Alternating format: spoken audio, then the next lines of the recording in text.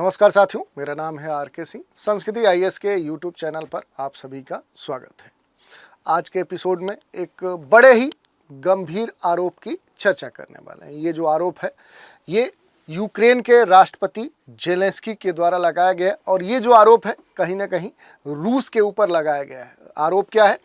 तो यूक्रेनी राष्ट्रपति ने ये आरोप लगाया कि जो रूस है वो मरे हुए उत्तर कोरियाई जो सैनिक हैं उनके चेहरे जला रहा है।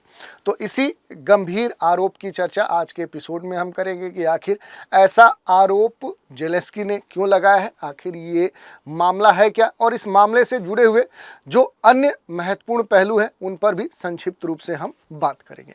चलिए देख लेते हैं कि मरे हुए उत्तर कोरियाई सैनिकों के चेहरे क्यों जला रहा है रूस। ऐसा जो आरोप है ये यूक्रेनी राष्ट्रपति ने क्यों लगाया है, चर्चा में क्यों है। तो देखिए, यूक्रेनी राष्ट्रपति व्लादिमीर जो जेलेंस्की हैं उन्होंने रूस पर मरे हुए उत्तर कोरियाई सैनिकों के चेहरे जलाने का आरोप लगाया है। यूक्रेन का दावा है कि उत्तर कोरियाई जो सैनिक है वो रूसी सेना के साथ जो कुर्स्क क्षेत्र है वहाँ पर इस रूस और यूक्रेन के बीच में जो तनाव चल रहा है, जो युद्ध चल रहा है, उसमें रूस की सहायता करते हुए युद्ध कर रहे हैं। कुछ अन्य बातों की चर्चा करें तो ये जेलेंस्की ने रूस पर उत्तर कोरियाई जो सैनिक हैं उनके चेहरे जलाने का आरोप लगाया है और यूक्रेनी राष्ट्रपति ने रूस के इस कथित अमानवीय व्यवहार को बंद करने की भी मांग की है। अगर हम बात करें तो जेलेंस्की का ये भी कहना है कि रूस की ओर से लगभग 10,000 जो उत्तर कोरियाई सैनिक हैं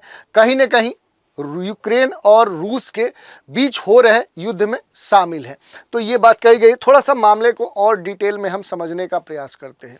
यूक्रेनी राष्ट्रपति जो जेलेंस्की है उन्होंने रूस पर मरे हुए उत्तर कोरियाई सैनिकों के चेहरे जलाने का आरोप, और ये गंभीर आरोप है, ये आरोप लगाया है। उन्होंने ये भी कहा कि पहचान और मौजूदगी को छिपाने के लिए मृत और उत्तर कोरियाई सैनिकों के चेहरे जलाए जा रहे हैं। किसके द्वारा? रूस के द्वारा। हालांकि उनके आरोप पर रूस के द्वारा अभी तक कोई भी स्पष्ट ऑफिशियल प्रतिक्रिया नहीं आई है। और अगर हम देखें तो रूस और यूक्रेन के बीच में ये जो युद्ध है, ये जो तनाव है, ये लंबे समय से चल रहा है। इसकी जो नींव है अगर हम देखें तो 2014 में पड़ी थी, जब रूस ने यूक्रेन के क्रीमिया प्रायद्वीप का अधिग्रहण कर लिया, उस पर अपना प्रभाव स्थापित कर लिया। लेकिन मूल रूप से देखें तो रूस और यूक्रेन के बीच में ये जो जंग है ये फरवरी 2022 से लगातार चल रही है। हालांकि के दिनों में देखें तो पूर्वी यूक्रेन में रूसी सेना तेजी से देखें तो आगे बढ़ रही है। वहीं जो यूक्रेन है, यूक्रेन समेत जो पश्चिम के देश हैं, उनका दावा है कि इस रूस और यूक्रेन के बीच में चल रहे युद्ध में लगभग 10,000 से अधिक जो यूक्रेनी और रूस के बीच में ये जो युद्ध है इसमें उत्तर कोरिया के सैनिक शामिल हैं। और इसी संदर्भ में अब एक गंभीर आरोप यूक्रेनी राष्ट्रपति के द्वारा रूस के ऊपर लगाया गया है। यही नहीं, यूक्रेनी राष्ट्रपति के जो दावे हैं ये काफ़ी कहें तो गंभीर हैं। और यूक्रेनी राष्ट्रपति के जो दावे हैं इसके संदर्भ में देखें तो सोशल मीडिया के अपने प्लेटफॉर्म पर जो एक्स है वहाँ पर इन्होंने खास तौर पे एक 31 सेकेंड का एक वीडियो भी पोस्ट किया है, शेयर किया है। और इसमें इन्होंने ये दिखाया है कि एक बर्फ से ढकी जो ढलान है उस पर शव को जलाते हुए, कई सारे जो शव हैं उनको जलाते हुए वीडियो ये दर्शाया गया है। और उन्होंने इस वीडियो में कैप्शन भी लिखा है और कहा है कि युद्ध के वर्षों के बाद भी, कई सारे जो वर्ष के युद्ध रहे उसके बाद भी, जब हमने सोचा कि रूस अब और अधिक बुरा नहीं हो सकता है, तब हमने इससे भी बदतर रूस के द्वारा करते हुए घटनाओं को देखा। तो ये बात कही गई है यहाँ पर जो यूक्रेनी राष्ट्रपति हैं, और इस कारण से ये जो मसला है वो और गंभीर होते जा रहा है। रूस न केवल यूक्रेनी ठिकानों पर हमला करने के लिए उत्तर कोरियाई सैनिकों को भेज रहा है, बल्कि इन लोगों के नुकसान को छिपाने का भी कोशिश कर रहा है। ये गंभीर आरोप लगाए गए हैं यूक्रेनी राष्ट्रपति के द्वारा। उन्होंने ये भी कहा कि उत्तर कोरियाई जो सैनिक है इनकी उपस्थिति को छिपाने की कोशिश की जा रही है और ट्रेनिंग के दौरान उनके चेहरे दिखाना प्रतिबंधित है। यही नहीं, रूसियों ने उनकी उपस्थिति के किसी भी वीडियो सबूत को मिटाने का पूरा प्रयास किया है, ये बात कही गई है यूक्रेनी राष्ट्रपति के द्वारा। यही नहीं, रूस यूक्रेन और जंग की बात करें कि आखिर ये जंग हो क्यों रहा है, ये बड़ा महत्वपूर्ण विषय है। तो देखिए, 24 फरवरी 2022 को रूस के राष्ट्रपति जो पुतिन हैं, उन्होंने यूक्रेन पर मिलिट्री ऑपरेशन प्रारंभ करने का ऐलान किया था। तो देखें तो वर्तमान के हाल के वर्षों में देखें तो ये 3 वर्षों से लगातार आप देखेंगे 22, 23, 24 लगभग 3 वर्ष हो चुके हैं। अब इन दोनों के बीच में ये जो जंग है ये रुकने का नाम नहीं ले रहा है। लेकिन अगर जंग के शुरुआत की बात करें तो इसके जो मूल बीज है, कहीं ना कहीं रूस ने जब पहली बार 2014 में यूक्रेन पर अटैक किया और यूक्रेन के जो क्रीमिया प्रायद्वीप है उस पर जब कब्जा किया, उसके बाद से ही रूस और यूक्रेन युद्ध के मुहाने पर खड़े हो गए। तो अगर देखें तो जो ये मूल कारण है, जो क्रीमिया, ये जो क्रीमिया क्षेत्र है, इन दोनों देशों के बीच में ऐतिहासिक वजह है, दोनों के बीच में तनाव का, युद्ध का। लेकिन बाद में देखें तो जो रूस है वो कहीं ना कहीं पश्चिमी देशों से उसके जो संबंध है वो ठीक नहीं रहे हैं। पश्चिमी देशों के साथ रूस लगातार तनाव की स्थिति में रहा है। लेकिन यहीं पर जो यूक्रेन है ये लगातार नाटो के देशों के साथ ये शामिल होने की बात करते रहा है और इस कारण से देखें तो जो पश्चिम के देश हैं इसका खुला समर्थन भी करते रहे। लेकिन रूस का यही कहना है कि वो यूक्रेन को नाटो ग्रुप में शामिल होना बिल्कुल बर्दाश्त नहीं करेगा। तो ये कुछ घटनाएं हैं जिसके कारण से देखें तो यूक्रेन और रूस के बीच में जो तनाव है वो दिन प्रतिदिन बढ़ते जा रहा है। यही नहीं, यूक्रेन बोला है कि रूस ने इंटरकंटिनेंटल मिसाइल से यूक्रेन के ऊपर हमला किया है। तो हाल के लगभग 1 महीने पहले की घटना है जिसमें ये एक आरोप लगाया गया कि अंतर महाद्वीपीय जो मिसाइल है उसका इस्तेमाल रूस ने यूक्रेन के ऊपर किया है। यही नहीं, अमेरिका ने यूक्रेन को बैलिस्टिक मिसाइल दी है, जो ब्रिटेन है उसने क्रूज मिसाइल प्रदान की है। और इस कारण से देखें तो कहीं ना कहीं इस तरह का जो पश्चिम के देश हैं उनके द्वारा लगातार इस युद्ध में जो यूक्रेन को लेटेस्ट तकनीक वाले जो हथियार वेपन्स दिए जा रहे हैं, उस कारण से ये जो युद्ध है ये और भी गंभीर होते जा रहा है। यही नहीं, यूक्रेन को लैंड माइंस अब प्रदान करेगा अमेरिका। और जो पूर्व के राष्ट्रपति हैं डोनाल्ड ट्रंप से पहले जो कह सकते हैं कि हाँ जो बाइडेन राष्ट्रपति थे, उन्होंने पर्सनल लैंड माइंस देने का भी कह सकते हैं कि ऐलान किया था यूक्रेन के लिए। तो इस तरह के जो एंटी पर्सनल लैंड्स माइन है ये काफ़ी खतरनाक होते हैं और इस कारण से देखें तो ये मिसाइल्स चर्चा का विषय है और कहीं ना कहीं दोनों देशों के बीच में तनाव को और आगे बढ़ा सकती हैं। थोड़ा सा इन मिसाइल्स के बारे में देख लेते हैं कि ये लैंड जो माइंस है ये है क्या। तो ये लैंड माइंस जो है ये 2 तरह की होती हैं। पहला एंटी पर्सनल लैंड माइंस, तो इनके बारे में देखें तो थोड़ी भी पोजीशन बदलने पर इनका ब्लास्ट हो जाता है और एक या ज़्यादा जो लोग हैं उनकी जान जा सकती है इस प्रकार के एंटी पर्सनल लैंड माइंस के द्वारा। तो देखिए ये बात कही गई है कि चूंकि यूएसए के जो पहले राष्ट्रपति थे जो बाइडेन, उन्होंने यूक्रेन को इस तरह की एंटी पर्सनल लैंड माइंस देने का वादा किया था।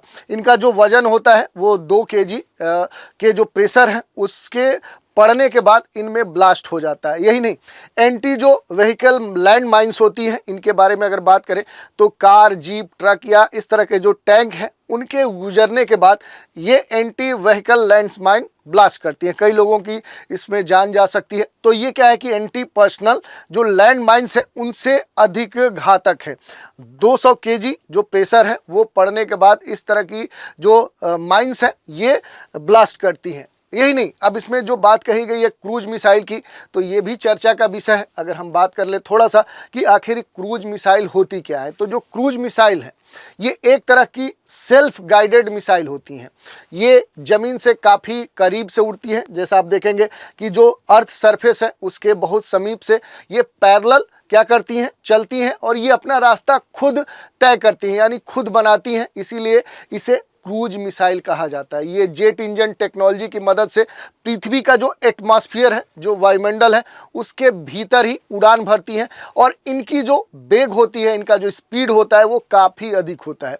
कम ऊंचाई पर उड़ने की वजह से ये रडार की जो पकड़ होती है, जो कैचिंग पावर होती है, उस पकड़ में नहीं आ पाती हैं और इन्हें ज़मीन से, हवा, पनडुब्बी या युद्धपोत कहीं से भी फायर किया जा सकता है। तो इस कारण से ये बहुउपयोगी होती हैं। यही नहीं, जो क्रूज मिसाइल हैं इनकी जो क्षमता है, क्षमता के हिसाब से देखें तो सबसोनिक, सुपरसोनिक और हाइपरसोनिक क्रूज मिसाइलों में इन्हें बांटा जाता है। जैसे उदाहरण के लिए देखें तो जो ब्रह्मोस है, भारत और रूस के सहयोग से विकसित जो सुपरसोनिक मिसाइल है, ब्रह्मोस 2 है, ये हाइपरसोनिक है। तो इस तरह के बहुत सारी जो क्रूज मिसाइलें हैं उनके विकास हो चुके हैं। आकार में जो बैलिस्टिक मिसाइल है उनसे ये छोटी होती है और इस पर हल्के जो बम है वो ले जाए जा सकते हैं। यही नहीं, क्रूज मिसाइलों का जो इस्तेमाल है वो पारंपरिक और परमाणु बम दोनों के लिए होता है। तो ये हमने देख लिया। अब थोड़ा सा बात कर लेते हैं कि आखिर बैलिस्टिक मिसाइल क्या होती है। तो देखिए, जो बैलिस्टिक मिसाइल है ये उस तरह के मिसाइल को कहते हैं जिनका जो पाथ होता है वो अर्धचंद्राकार होता है। ठीक है, ये कहें तो सब जो ऑर्बिटल होता है उस तरह के पाथ पर ये मूव करती हैं। मतलब यही है कि जब इसे किसी जगह से कह सकते हैं कि छोड़ा जाता है, फायर किया जाता है, तो ये पहले अपने जगह से देखें तो 45 डिग्री 45 अंश के कोण पर पहले ऊपर की तरफ जाती हैं और उसके बाद पृथ्वी के गुरुत्वाकर्षण बल के कारण नीचे की ओर आती है। तो ये इनकी विशेषता होती है बैलिस्टिक मिसाइल की। बैलिस्टिक मिसाइल जो होती है ये क्रूज मिसाइल की अपेक्षा इनका जो आकार होता है, जो साइज होता है, वो क्रूज मिसाइल से काफ़ी बड़ा होता है। लेकिन इसे हवा, पानी, आकाश कहीं से भी टारगेट करके इन पर हमला किया जा सकता है। तो ये कह सकते हैं कि बहुउपयोगी होती हैं।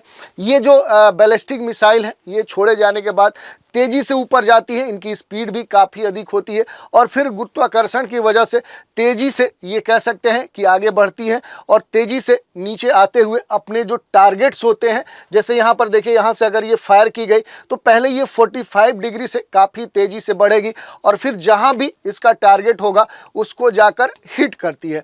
तो इस तरह से हमने देख लिया कि आखिर बैलिस्टिक मिसाइल क्या होती है। इसकी विशेषताओं की बात करें तो इस तरह की जो बैलिस्टिक मिसाइल है इसे बड़े समुद्री जहाज या फिर किसी खास जगह से छोड़ा जा सकता है।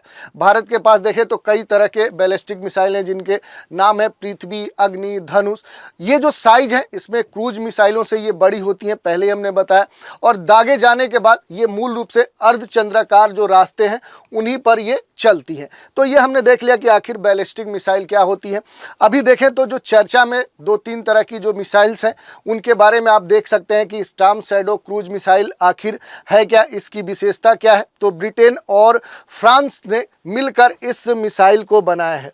एयरक्राफ्ट से लॉन्च किया जा सकता है और बंकर ध्वस्त करने में ये सबसे कह सकते हैं कि बहुउपयोगी है। इसके अलावा देखें एक दूसरी भी मिसाइल है जिसको हम कह सकते हैं कि ATACMS। तो देखिए, मिसाइल की अगर खासियत की बात करें तो ये 24 इंच डायमीटर की है और इराक युद्ध में देखें तो 450 से ज़्यादा जो मिसाइल्स हैं इस तरह की इस्तेमाल हो चुकी है और मोबाइल लॉन्चर से लॉन्च ये की जाती हैं। तो ये काफ़ी घातक मिसाइल्स हैं। अब अगर हम बात करें तो दोनों देशों के करीब 5 लाख लोग अब तक इस युद्ध में हताहत हो चुके हैं। आप आंकड़े देख सकते हैं, अगर 42,000 से ज़्यादा सैनिक देखें तो मारे गए हैं, 1 लाख से ज़्यादा सैनिक मारे गए हैं। तो दोनों देशों के द्वारा देखें तो बड़े स्तर पे इस युद्ध में जो सैनिक हैं उनकी क्षति हुई है। यही नहीं, दोनों देशों में देखें तो बड़े स्तर पे क्या है कि अर्थव्यवस्था को भी नुकसान हुआ है। इसके अलावा जो युद्ध है कहीं ना कहीं गरीबी लाते हैं, इसका परिणाम आप देख सकते हैं दोनों देशों में। जैसे यूक्रेन में बात करें तो 70 लाख लोग गरीब हो गए हैं, गरीबी जो जनसंख्या है वो बढ़कर 24% हो गई है। तो ऐसे विभिन्न आंकड़े हैं दोनों देशों के बीच में। जैसे रूस की बात करें तो रूस की जो GDP है उसमें लगभग 50% जो हिस्सेदारी है वो व्यापार की है, लेकिन इस युद्ध के कारण ये जो वैश्विक व्यापार है रूस का वो लगातार गिरा है।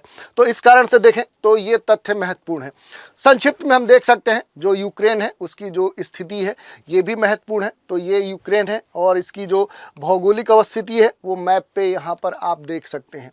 महत्वपूर्ण जो इसके पड़ोसी देश हैं उनमें रसिया है, हंगरी है, रोमानिया है, माल्डोवा है। माल्डोवा के अलावा देखेंगे तो स्लोवाकिया है, बेलारूस है और पोलैंड है। तो ये महत्वपूर्ण कई सारे जो देश हैं उनसे घिरा हुआ एक महत्वपूर्ण देश है। यहाँ कई सारे जलीय क्षेत्र हैं, जैसे आप देखेंगे तो सी ऑफ अजोव है, ब्लैक सी है, तो ये महत्वपूर्ण जलीय क्षेत्र हैं। यहाँ कई सारी नदियाँ हैं, जैसे देशना रिवर है, निस्टर रिवर है, डोनेट्स है, साउथ बग है। तो यहाँ पर कई सारी नदियाँ भी आपके लिए महत्वपूर्ण हो सकती हैं। और इसके अलावा अगर हम बात करें इसके अवस्थिति की, तो जो यूक्रेन है ये उत्तरी और पूर्वी गोलार्ध में अवस्थित एक दुनिया का या यूरोप में अवस्थित सबसे महत्वपूर्ण देश है।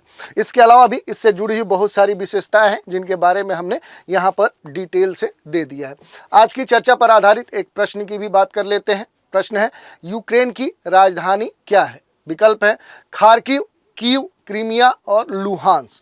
तो इस तरह से हमने बात कर लिया कि आखिर ऐसा जो यूक्रेनी राष्ट्रपति हैं उन्होंने क्या आरोप लगाया है, जिसमें ये कहा गया है कि जो रूस है वो उत्तर कोरिया के जो सैनिक हैं उनके चेहरे को जलाया जा रहा है। तो इस विषय की चर्चा आज के एपिसोड में हमने की और इससे जुड़े हुए जो भी महत्वपूर्ण बातें थी उन पर भी बात की। तो आज के एपिसोड में इतना ही। आप सभी हमारे साथ बने रहें, इसके लिए धन्यवाद। Thank you.